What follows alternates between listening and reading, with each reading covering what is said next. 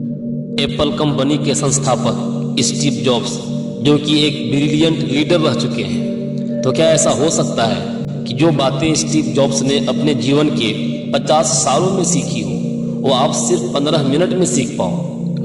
इसका जवाब है हाँ, ऐसा हो सकता है। स्टीव जॉब्स ने स्टैनफोर्ड यूनिवर्सिटी में एक स्पीच दी थी और उसमें उन्होंने अपने जीवन की सबसे बड़ी लर्निंग को 15 मिनट में बताया था, 3 कहानियों के माध्यम से।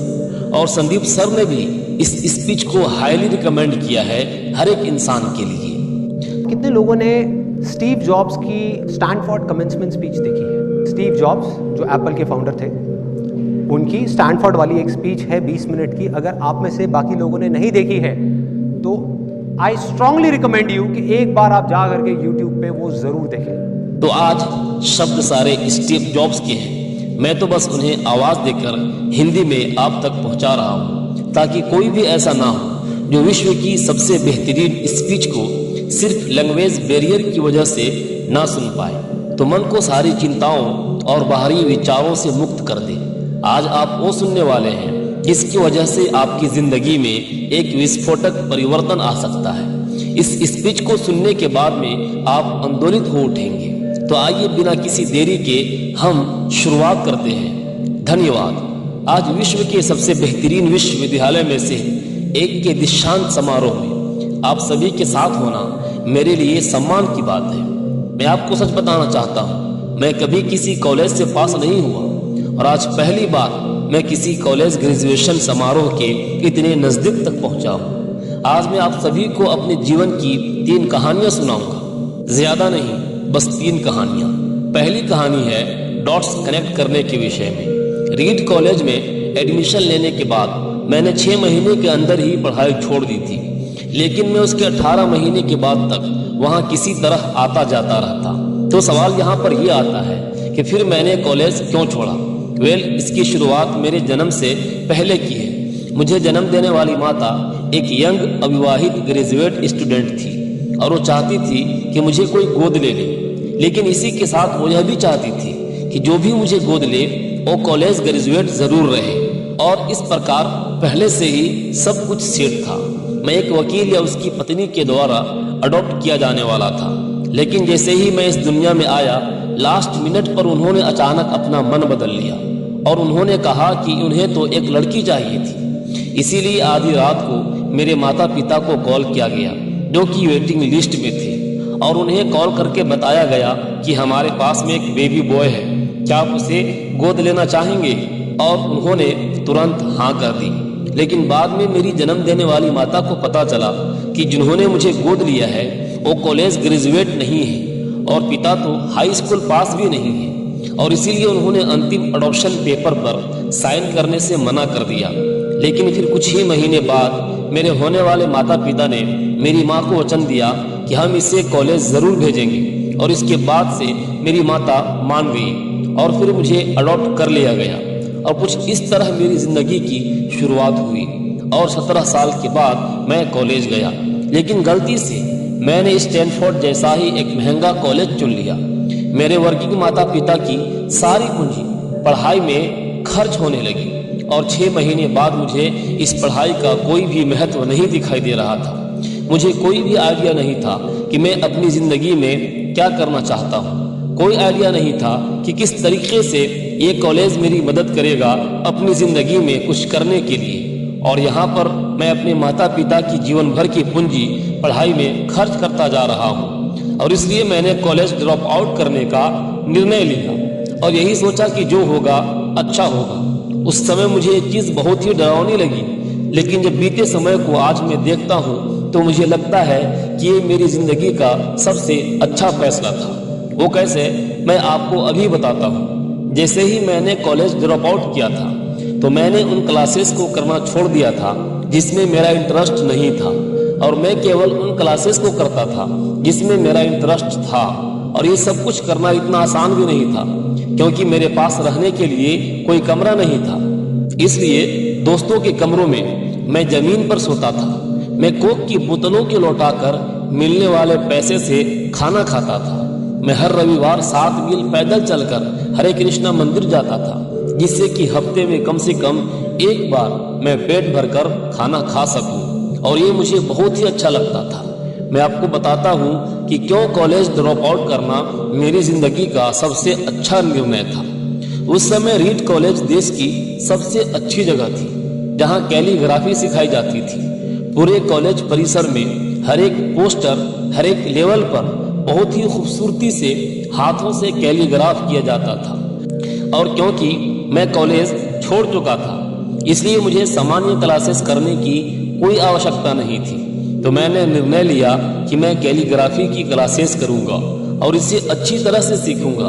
तो मैंने सेरिफ और सन सेरिफ टाइप फेसेस के बारे में सीखा, अलग अलग अक्षरों के बीच में स्पेस वेरी करना सीखा, और किसी अच्छी टाइपोग्राफी को क्या अच्छा बनाता है ये भी मैंने सीखा।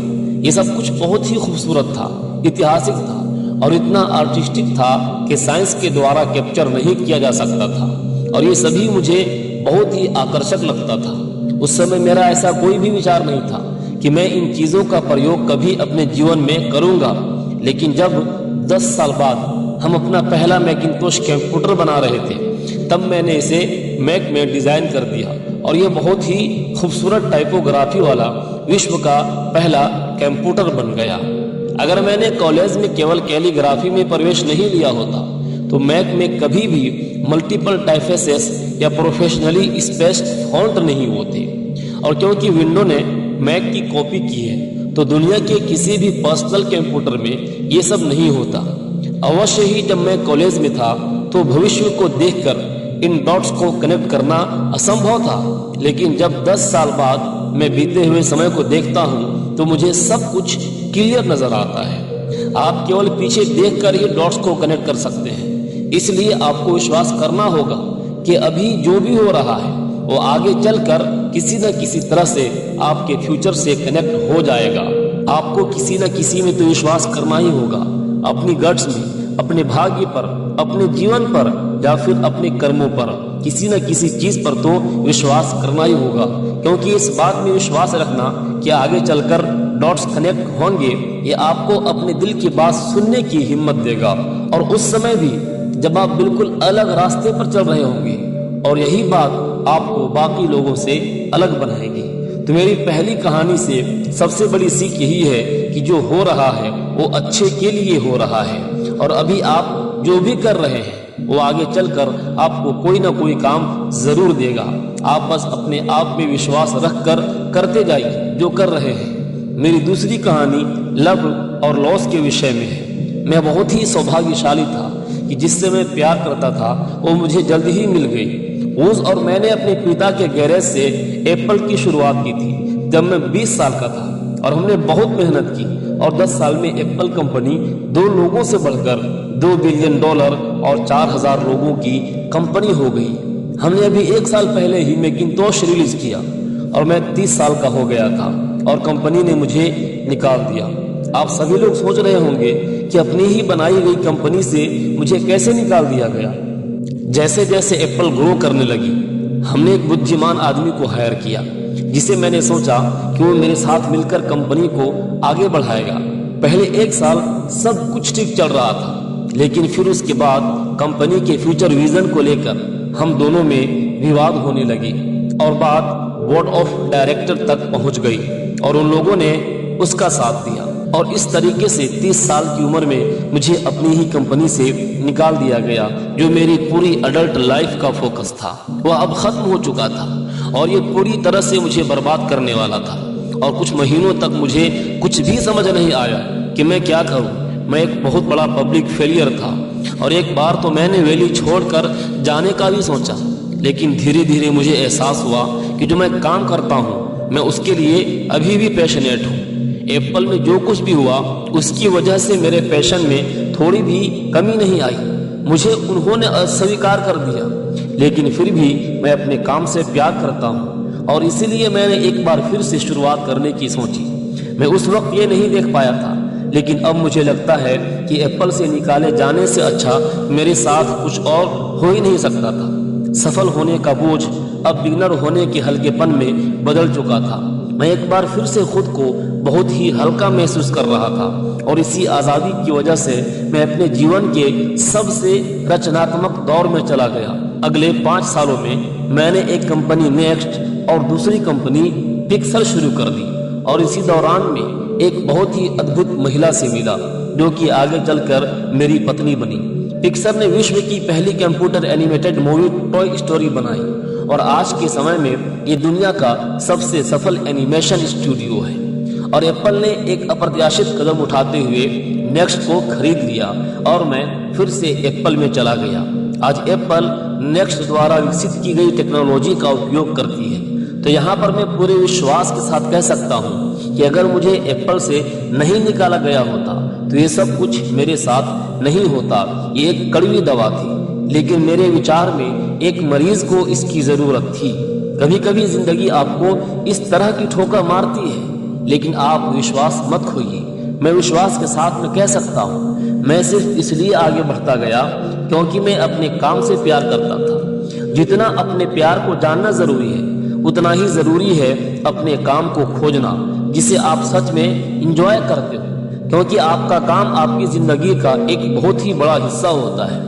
और वास्तविक रूप से संतुष्ट होने का सिर्फ यही एक तरीका है कि आप वो करें जिसे आप एक बड़ा काम समझते हैं। और बड़ा काम करने का सिर्फ एक ही तरीका है कि आप वही करें जो आप करना पसंद करते हैं। और अगर अभी तक आपको काम नहीं मिला है तो रुकिए मत, उसे खोजते रहिए। जैसा कि दिल से जुड़ी हर एक चीज में होता है, वो जब आपको मिलेगी तब आपको पता चल जाएगा। और जैसा कि किसी अच्छे रिश्ते में होता है, वो समय के साथ और भी अच्छी होती जाती है। इसलिए इसे खोजते रहिए, रुकिए मत।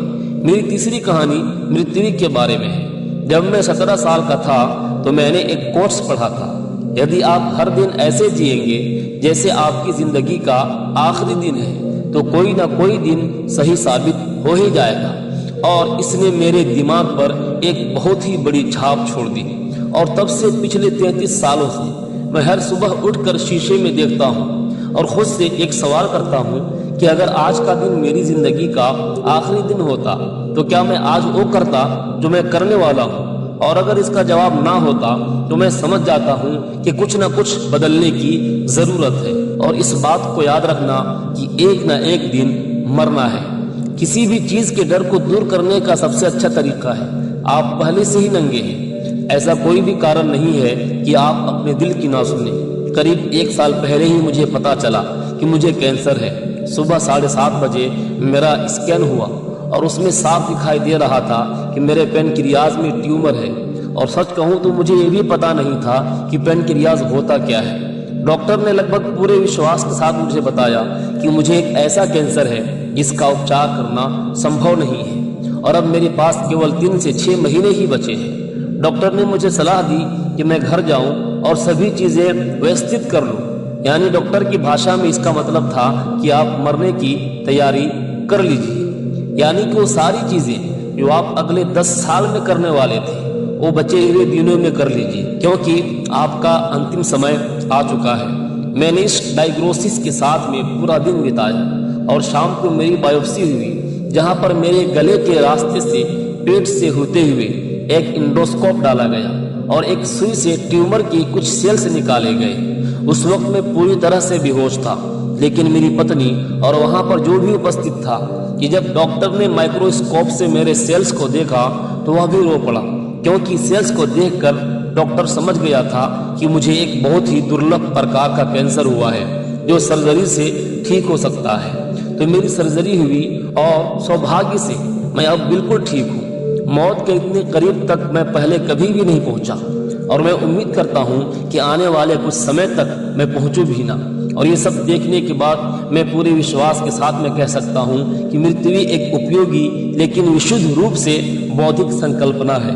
कोई भी मरना नहीं चाहता, यहाँ तक कि वो लोग जो स्वर्ग जाना चाहते हैं वो भी वहाँ जाने के लिए मरना नहीं चाहते। मृत्यु ही वो स्थान है जहाँ पर हम सभी लोग जाते हैं। आज तक कोई भी इससे बच नहीं पाया है और ऐसा होना ही चाहिए, क्योंकि इस जीवन का एकमात्र सबसे बड़ा आविष्कार है वो है मृत्यु।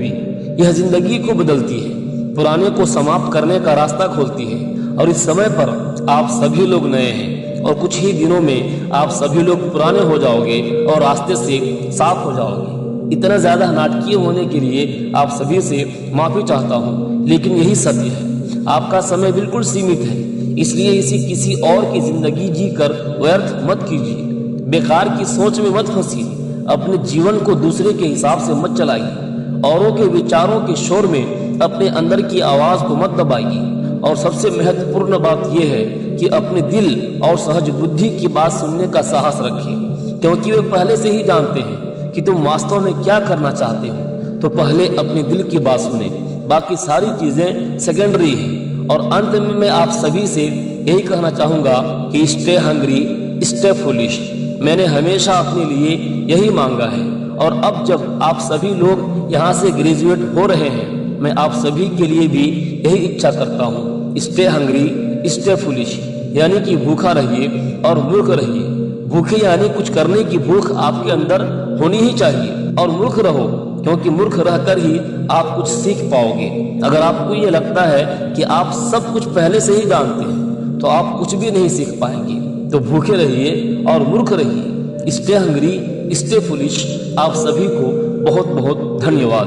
दोस्तों, मैं उम्मीद करता हूँ कि आपने इस वीडियो से बहुत कुछ सीखा होगा। इस स्पीच को कन्वर्ट करने में मुझसे कोई भूल हो गई हो तो उसके लिए मैं आप सभी से माफी चाहता हूँ। ऐसे ही और इंस्पायरिंग लाइफ चेंजिंग वीडियो देखने के लिए हमारे चैनल को जरूर सब्सक्राइब करें और बेल आइकन को प्रेस करें। मैं आपसे फिर मिलूंगा नेक्स्ट वीडियो में। तब तक के लिए थैंक यू।